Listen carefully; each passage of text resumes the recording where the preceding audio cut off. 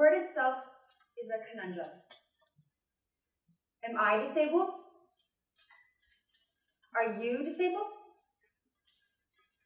Is everyone disabled? A disability is something that limits someone, making certain activities hard or impossible for them to complete in the normal way. So technically, yes, I'm disabled, because I don't do lots of things like other people. But I don't do certain things certain ways on purpose, because I'm not bound inside of a box. I like to think outside of the box. And I challenge myself not to conform to the normal way of doing things. And I guess that makes me disabled. But my little brother dances like this. And I don't think that looks really normal, even though it's really cute when he does it.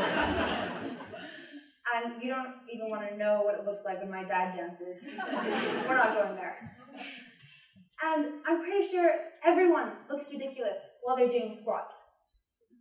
So loads of people can't do things, or they do things differently. It's just that me and other people like me, who are labeled as disabled, have very noticeable differences. So I was born with an ulnar deficiency. So I'm missing the ulnar bone in my right arm. So 3 of my fingers are like not there.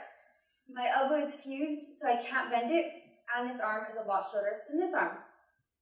I also have a leg length discrepancy, so this leg is longer than this leg, and I have scoliosis and spinal cord problems, but I don't even count those because they're so small compared to everything else. Just recently, when I was trying to come up for ideas for this TED Talk, I decided to Google ulnar deficiency. And surprisingly, I had never done this before. But I typed it in, and I clicked on images. And I'm scrolling through, and I see all these adorable little kids with their small arms. And then I see this little girl. And I'm like, oh my gosh, that's me. And my mom was like, what? Give me the computer. I gave birth to you. I get to see this first. And so it turns out that my arm doctor had asked to do a study on my arm when I was little. So they had taken this picture. I wrote up this super long essay about ulnar deficiency, and it has really big words, so I don't understand a lot of what it's saying. But my arm has kind of been the center of attention for a very long time. And along with doctors being very fascinated by my arm, little boys will routinely come up to me and say, "You have 2 fingers." And I'm like, yes, I do.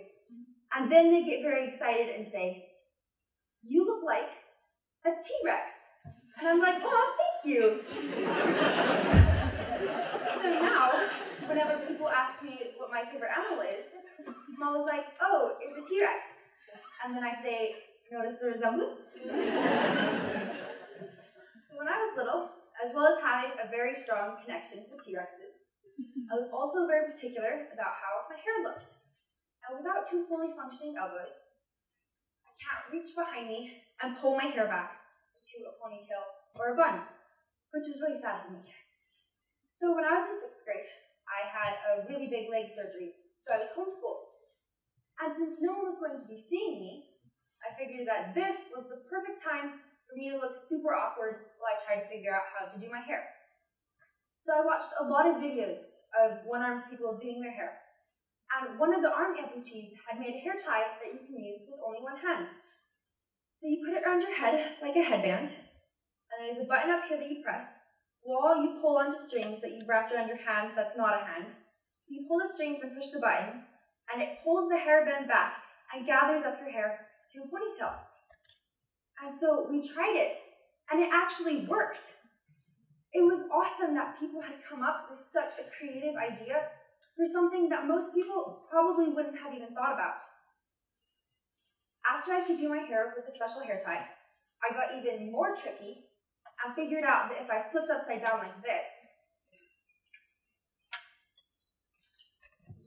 gathered up all my hair while I was still upside down, then finished off the ponytail normally, it would turn into an okay hairdo. And now, I am very skilled at it.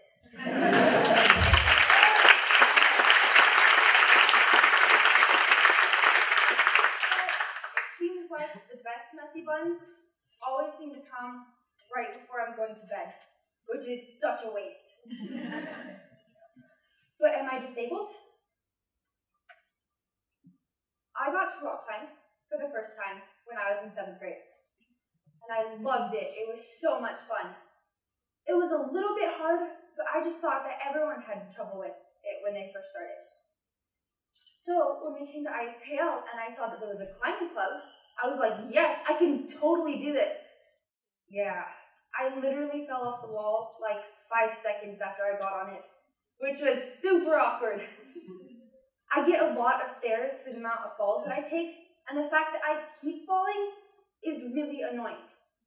But I finally figured out how to hold on long enough so that I can climb up and go across the wall at school. So the first thing that I had to figure out was which holds would work for which hand. The holds that work for my left hand don't even sort of work for my right hand. Yes. Because a lot of the holds on our school rock wall are the ones that you just clamp onto like this. And it's super easy for everybody except me to grab onto. Because I don't really have the normal joints in my fingers. And one of them can't even bend at all. Like, let's check this out, okay? Nope, it still doesn't work. So I can't really wrap my fingers around anything. So one day after school, I came home from rock climbing and told my mom, I'm a genius. I figured it out. All I have to do is lean. I realized that if I wrapped my hand around a rock and then hung all of my weight on my right hand by leaning to the left, then my body weight would keep my hand on the hold long enough for me to reach out with my other hand and grab another rock. And that works really well because I can use really small holds that would take immense finger strength for everybody else, and I can just place my palm on it and use the leverage to climb up. I also use the back of my palm to push off of rocks instead of pulling myself up, which I did a lot on the gap trip that I just took in Krabi, Thailand, because there were awesome places where you could just push off, because it wasn't just a flat wall with rocks nailed onto it. But in general, when I rock climb, I just move super fast so that my body and brain don't connect and be like, Liesel, what the heck? This is not going to work. You are going to die. So after I got the basics down for rock climbing, I learned a whole bunch of new things.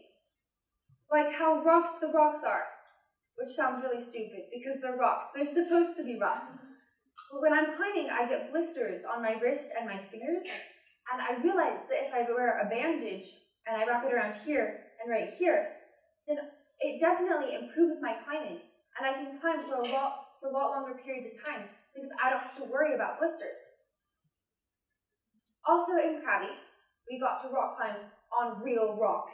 And rock climbing on real rock is so much better than climbing on our school rock wall. Because when you climb on real rock, there aren't any limits to the wall. No specific holds or routes that you have to do. You create your own limits. And it was awesome that with my small hand, I could use really small holds in the rock or just shove my hand into a hole. So places where other people were having problems with because there were no holds, I could climb up pretty easily. I was like, 2 fingers, what? And because of all these things, I'm super recognizable when I'm rock climbing. So if you see a girl with a baby hand screaming as she falls off the rock surface, it's probably me. The thing is, if I didn't have my hand, I probably wouldn't rock climb, because lots of people with 10 fingers can rock climb, and I wouldn't be motivated to find new solutions, because there's already a normal way for normal people to climb. Many people overlook and underappreciate the ability to rock climb, even though it's an amazing sport. And my hand motivates me and makes me want to defeat my challenges and finish the routes. Because I am a climber. Last year, as well as starting the rock climbing club, me and my twin sister tried out for the school's varsity swim team. And I was ridiculously slow, so obviously I didn't get in, which is such a good thing. So instead, we decided to do the swim club. And that was a lot better. But I wasn't actually getting faster at swimming, because my right shoulder does nothing. Because when I swim, my hand just kind of slices through the water like this, because there's not a big enough surface right here to actually pull the water and make me go faster. So my mom was like, how about you just wear a paddle on that hand? And I was like, yeah, okay, we'll see. And inside my head, I was like, no. You know how stupid I would look. One hand, no. But after the next practice, oh my gosh, it was hard. I was so okay with looking really stupid. I was like, we are getting a paddle. So we got massive, big green paddles that have adjustable straps. And one of the straps goes over my wrist, and the other one goes around my 2 fingers. But a couple weeks ago, we had our first swim meet. And so the week before that, I decided to not wear my paddle. Because even though it helps me go a lot faster, it also really messes up my shoulder because it puts so much pressure on it in such a short amount of time. But during the meet practices, I could actually keep up with everyone. I was like, what is happening? What is this? So I've decided to retire my lucky fin. And even though I don't need it anymore, every time I got up to race, I would look around and be like, oh my gosh, where's my paddle? And then I was like, oh right, I don't need it anymore. But 8 years ago, which was the last time I swam competitively, I didn't even think that my arm had anything to do with the fact that I was slower than Gwyneth, who's my twin. I just thought that all I had to do was kick harder, or breathe less, or do a smoother flip turn, and I would be faster.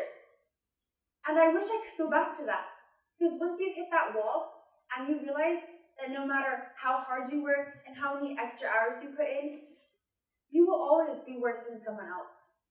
And that is life. Disabled. The word itself means unable to. Physically or mentally unable to. But unable to do what? I am able to do everything that I need to. And if I can't, then I work on it and I practice. Except for math. Math I just give up on. But why do we label people disabled? Like it's a bad thing. Is it a bad thing when we figure out whole new ways to do things, and often we can do it better and faster than people who are just doing it normally? Disability should not be the exception, but the norm. I am not limited by my hand. My hand does not define my limits. And it took me a long time to realize how lucky I am, that it's not expected of me to do things the normal way, because I can't, because I'm physically disabled. A disability is something that limits someone, making certain activities hard or impossible for them to complete in the normal way. Good news, that's you.